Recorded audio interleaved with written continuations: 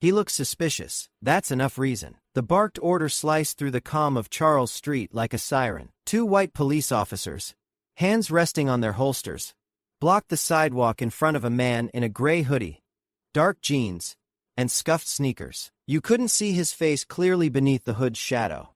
But his stillness, the quiet confidence in how he stood, made people stop and stare, turn around, hands on the car. He didn't resist. He gently placed his worn leather satchel on the curb, raised his hands, and turned. One officer grabbed his shoulder, forced him forward, pinning his chest against the still warm hood of a silver BMW. Pedestrians slowed.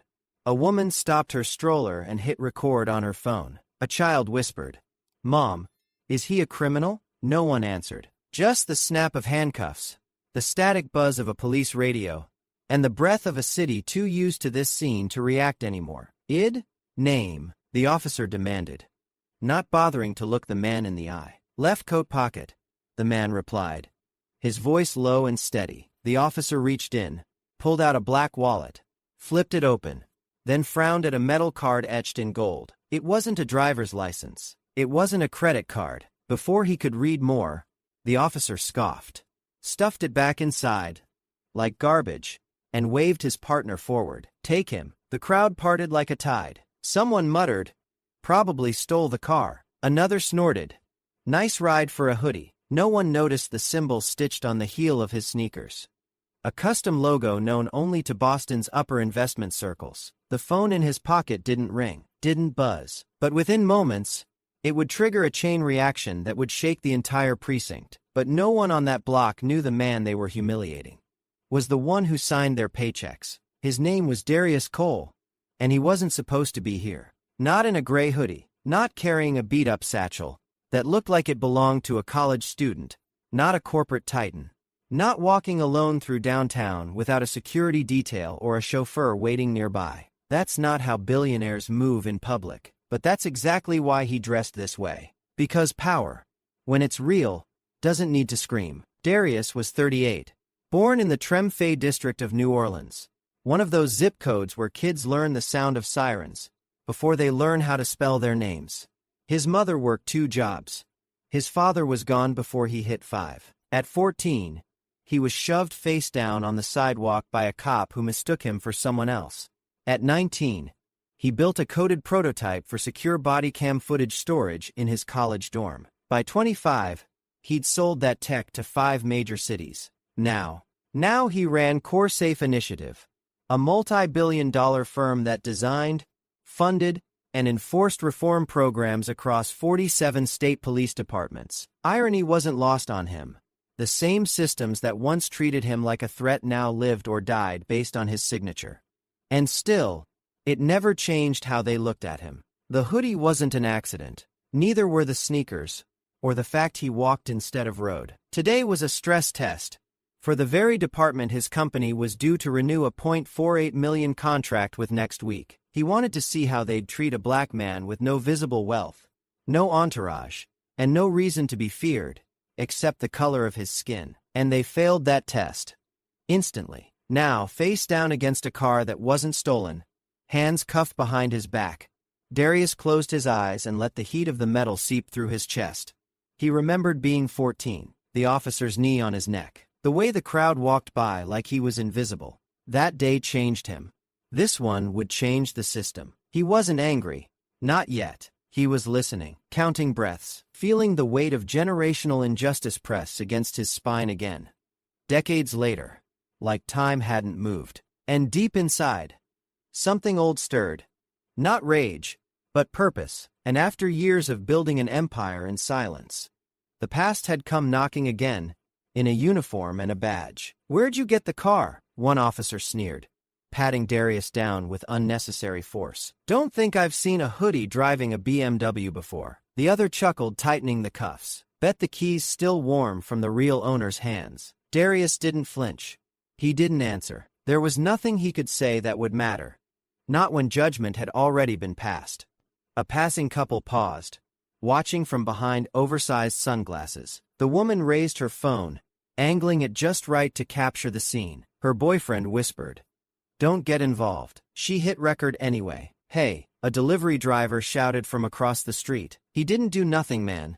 I saw him park." One of the officers turned and pointed. "Step back. Keep walking unless you want a citation too." The driver hesitated, then raised both hands and slowly backed away. The street went quiet again, except for the hum of engines and the occasional honk that no one responded to. And then, with one swift move, the lead officer reached into Darius's satchel and pulled out a sleek black folder. "What's this?" he asked, flipping it open. Inside, a stack of signed agreements, stamped in blue ink, with the city seal. One page bore a signature. Darius J. Cole, founder FAAMP, CEO. The officer scoffed. "Cute, plain businessman, huh?" He tossed the folder onto the sidewalk. Papers scattered across the concrete like dead leaves. Gasps from the crowd. A woman covered her mouth. Someone else zoomed in. Darius said nothing. "Not yet." The officer grabbed his arm again, pulled him toward the cruiser. "Let's get him out of here before someone gets the wrong idea." Wrong idea? The wrong idea was already viral. 30 seconds of footage had already hit social media, showing a black man in cuffs, officers laughing, and documents with gold, embossed letterhead floating in the wind. He could feel the heat of shame rising up his neck. Not his shame, theirs. And it was building, because what they didn't realize, what no one on that street realized, was that Darius hadn't come here by accident. And this wasn't a mistake, this was a mirror, and it was about to reflect everything they didn't want to see. But this time, Darius wasn't 14, and the world was about to remember why he never needed to raise his voice. Only his name. "Get in the car." The command came sharp and final. One officer opened the cruiser's back door with a flick, while the other kept his hand on Darius's shoulder, pushing him down like he was already guilty. Phones were up everywhere now. At least 5 people recording. A teenager across the street had gone live on Instagram. His comments were already flooded. "Yo, this don't look right." He didn't even fight back. "Why they laughin' toe? YT. YT." Inside the cruiser, the air smelled like vinyl and old sweat. Darius sat stiffly, hands still cuffed, eyes fixed on the rearview mirror. The officer who threw his folder now leaned in through the open window. "You think wearing a suit makes you someone," he said, voice low and mocking. "I've seen your type. Loud cars, fake companies, flashy watches. Always ends the same." Darius met his eyes, calm, empty. "You don't know who I am," he replied, evenly. The officer chuckled. "I don't need to." He stepped back, pulling out his own phone, and started recording, flipping the camera on Darius's face. "This is what happens when you try to act like you are above the law," he said to the lens. He wasn't filming for evidence. He was filming for show. Outside, murmurs grew louder. Someone yelled, "Let him go." Another voice, "That's Darius Cole." Heads turned.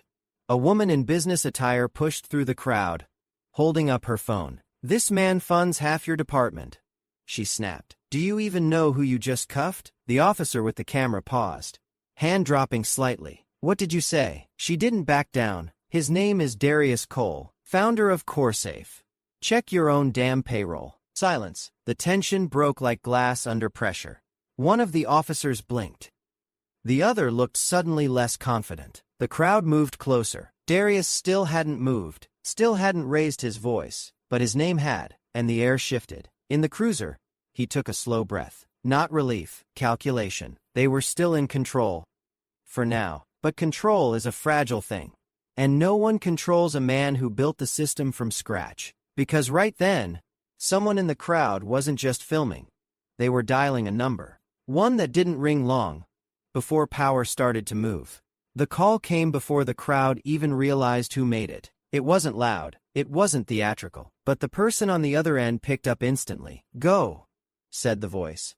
From across the street, a man in a tailored charcoal suit stepped forward, calm, precise, every inch of him vibrating with controlled urgency. "Officers," he called out. "This man is not only innocent, he is the strategic architect of your department's reform funding." Both cops turned. "Who the hell are you?" One snapped, hand drifting back to his holster. The man didn't flinch. He held up a badge. "Not police. Federal contracting. Elite level clearance. My name is Adrian Lowe. I am Senior Compliance Director for CoreSafe Initiative. You are about to detain the sole signer of your city's .48 million integrity grant. You sure you want to go through with that? It hit them like a slow explosion. The folder, the gold lettering, the name. The second officer broke first. He reached toward the cuffs, mumbling, "Maybe we should." But Darius shook his head. "Not yet." His voice was low, but it carried. "You don't get to touch me now. You made your choice." Gasps from the crowd. Adrian nodded. "Then I'll handle it." He turned toward the growing sea of phones. "This is Darius Cole," he said loud enough for every mic to catch. "He's the founder of CoreSafe. The man who built the very oversight programs these officers are supposed to follow." Whispers turned to shouts. "What the hell? He built the program?" Someone tag the mayor. Tag the F-ing governor. The Instagram Live was now pushing 8,000 viewers. A journalist had joined the chat. The officers froze, panic creeping into their posture. We didn't know." One stammered. Adrian cut him off. "You didn't ask. That's the problem." Behind the calm fury of his tone was years of built-up injustice. He stepped closer.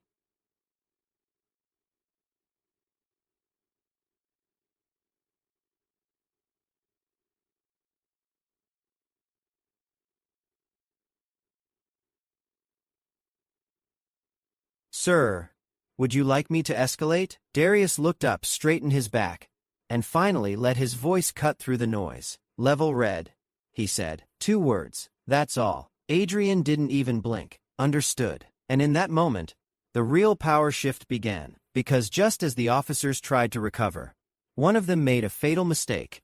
A single sentence that would ignite the final spark. The officer should have stayed quiet. He should have swallowed whatever pride he had left and backed away. But humiliation doesn't fade quietly. Especially not in front of cameras, a crowd, and a man who never raised his voice once. "You people always play the victim," the officer muttered under his breath, just loud enough. It was meant for himself, but the street heard it. A hush fell over the block. Phones lifted higher. Darius's head turned slowly, his eyes meeting the man's with a stare so flat, so cold. It froze the space between them. Adrian didn't speak. He didn't need to. The damage was already done. A woman near the front gasped. "Did he just say, yes?" Someone answered. "He did." The officer tried to walk it back. "I didn't mean look. This is all just a misunderstanding. No need to get litigious." Darius stepped forward. For the first time since the cuffs clicked, he moved without permission. "You looked at me," he said, voice soft as a blade, "and saw a threat. You searched me. You mocked me. You threw away contracts worth more than your entire precinct's yearly budget. You humiliated me in front of people who now know exactly who you are." He paused. "And now you say you people." The officer shifted, hands flexing, eyes darting toward his partner for backup that wasn't coming. Darius took one more step forward. Not threatening, not loud, but final. "You just signed your last paycheck." He turned to Adrian. "Execute it." Adrian tapped something into his phone. No raised voices, no shouting, just a quiet digital ripple that began to spread like fire. The officer's radio crackled. A female dispatcher's voice came through. "Unit 42, return to HQ. Stand down immediately. Orders from the commissioner." "What?" He barked. The voice repeated. "Immediate return. Effective termination pending review." The officer blinked, stepping back like the street had tilted beneath his feet. This can't be. He can't. But the emails were already hitting inboxes. His badge number, his name, the footage, the contracts he discarded, all archived, all public. The crowd didn't cheer. They didn't have to. Because justice, when delivered clean and cold, doesn't need applause. Just silence. And as the cruiser's door slammed shut behind him, Darius finally revealed the one thing that made everything crumble. His name wasn't just on the contract. It was on the entire system. The cruiser door clicked open, not by force, but by authority. Darius stepped out on his own. The cuffs had already been removed, quietly, and without ceremony, by a trembling officer moments before the dispatch call cut off. But no one cared about the cuffs anymore. All eyes were locked on him, standing tall in the middle of Charles Street, hoodie rumpled, papers still scattered, dignity intact. He didn't raise his hands. He didn't yell. He just looked around.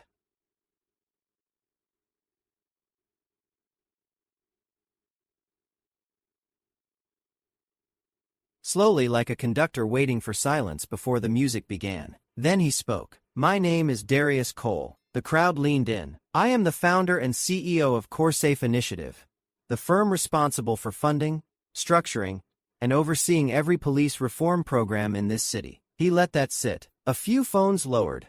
As if instinctively, people realized they weren't just filming a man.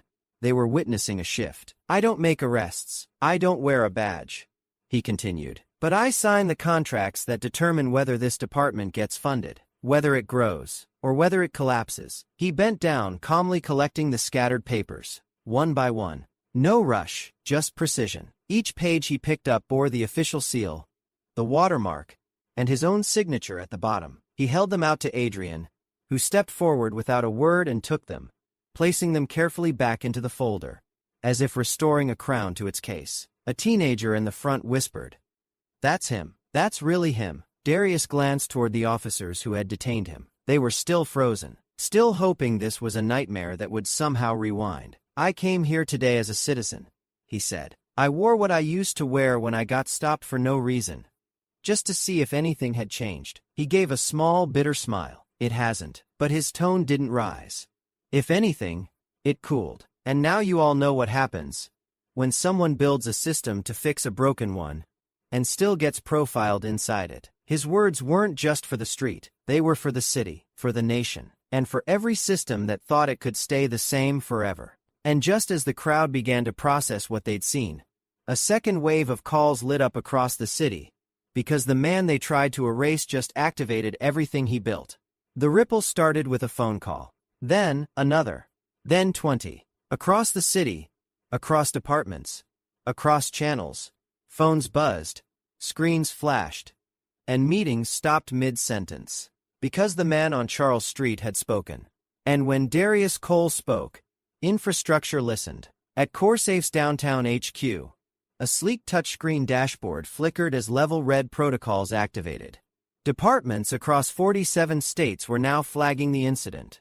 Automated systems compiled footage, audio, badge numbers, and timestamps into a single encrypted report.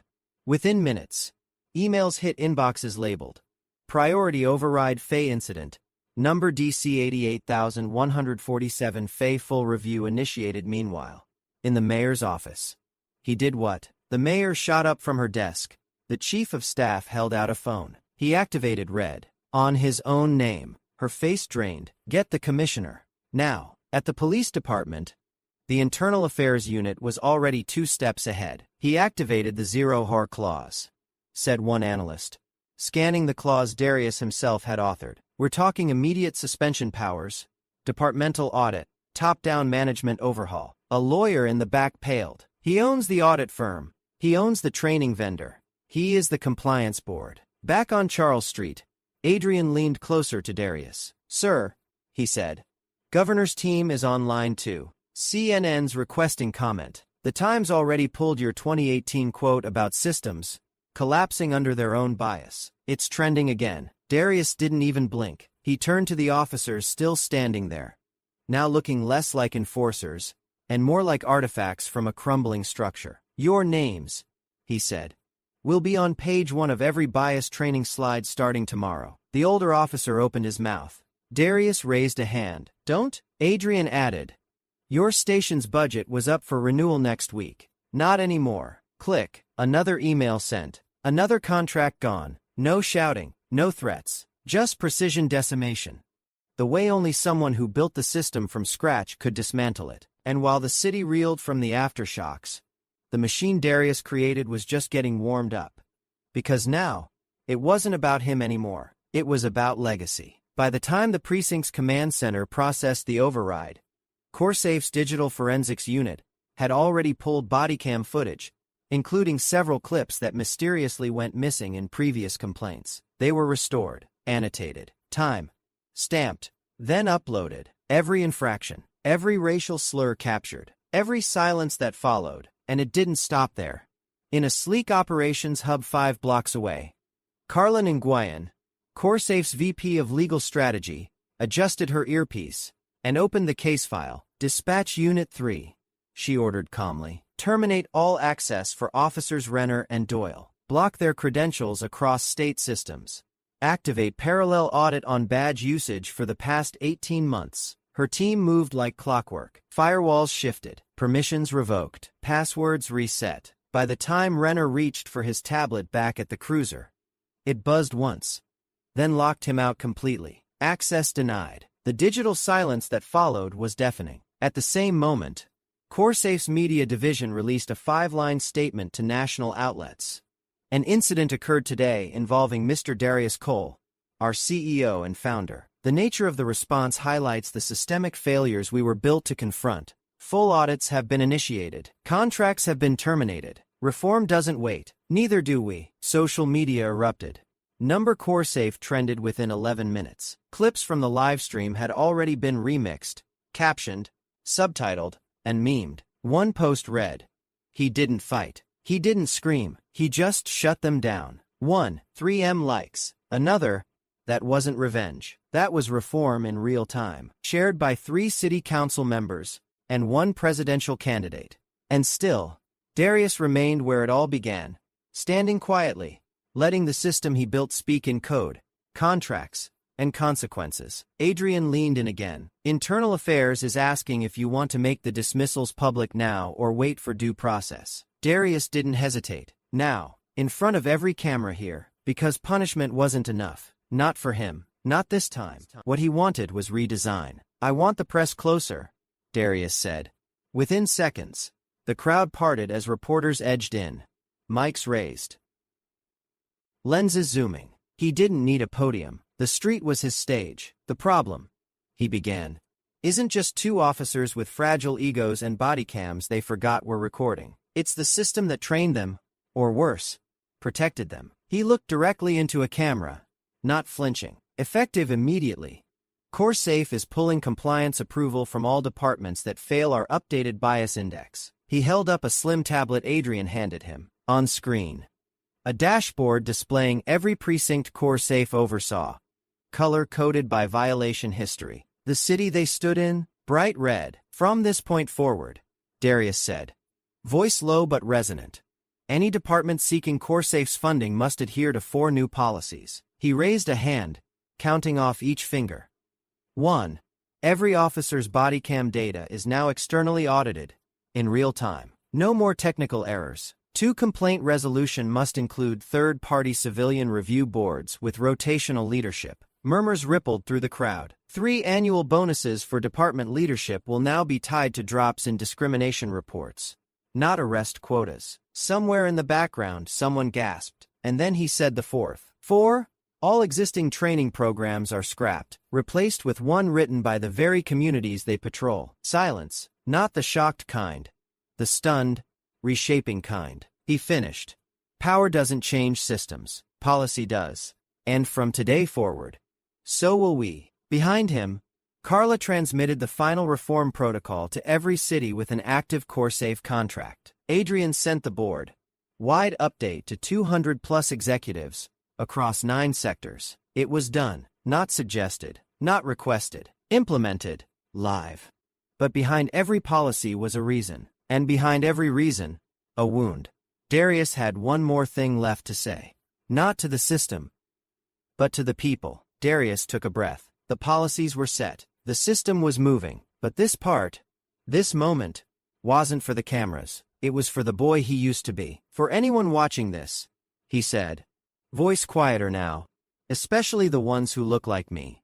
He paused. I want you to know something. The crowd fell still again. Even the reporters lowered their mics slightly. This didn't feel like a press conference anymore. When I was 14, a cop pushed me into the dirt in front of my mother. No apology, no explanation. Just you looked like someone. My mother cried the whole way home. I didn't cry because I learned something that day.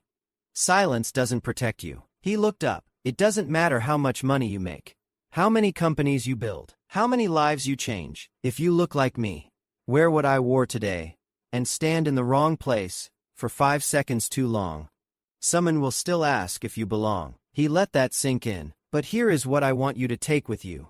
Your respect isn't something you beg for. It's something you build until the system has no choice but to adjust around you. He turned slightly, speaking to the younger people in the crowd now. Hoodies, backpacks, phones still shaking in their hands. You are not too small, you are not too angry, you are not too late. You are the system now. Or at least, you will be. He pointed to his own chest, where the hoodie still bore a faint smear from the cruiser's hood. This isn't a costume. It's memory, it's reminder. And today, it's armor. A murmur ran through the audience. Emotional, electric. Someone in the back began to cry quietly. A woman near the front whispered, "Say that again." Darius nodded once. "I didn't come here to win. I came here to never lose like that again." And as the world replayed his words over and over, no one saw what was coming next. Not just reaction, but revolution. Because his story was only the spark. In the days that followed, the footage spread faster than any press release could ever move. 73 million views in the first 48 hours. Clips of Darius standing in silence, then speaking fire. Replayed in classrooms, boardrooms, barbershops, and city halls. But this wasn't just viral, it was structural. Within a week,